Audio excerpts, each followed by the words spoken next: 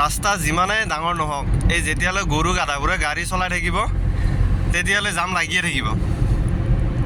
এইটো 6 লেন বনাই দিছে, তাৰপিছত গাড়ী স্পীড আছে চাওকচোন মাত্ৰ 70।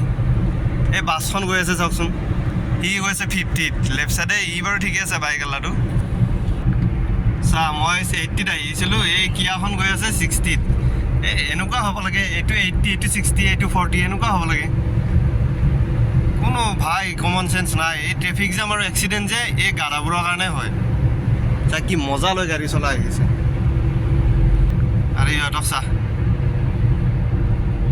এই চিষ্টেম আৰু দিয়ক কি কৰিব আৰু। এতিয়াহে ভাল লাগিছে। এনেকুৱা হ'লে ট্ৰেফিক জাম আৰু এক্সিডেণ্ট যে হয় এইবোৰৰ কাৰণে হয়। এটা ৰুল ৰেগুলেশ্যন থাকিব লাগে, বস্তুটো নিজে গম পাব লাগে যে এইটো লেন 80ত যাব, এইটো 60, এইটো 40। যদি কাৰোবাৰ যাব মন নাই, লাহে লাহে চলাব মন আছে তো সেইটো লেন লৈ লওক। কোনোবা স্পীডত যাব এইটো লেন লৈ লওক। গভৰ্ণমেণ্টে বনাই দিছে, ৰুলটো নিজে বনাব লাগিব ন, সেইটো বনাই দিব। চালা এই নেশ্যনেল হাইৱেকেইটাত ন শান্তি নাই গাড়ী চলাই।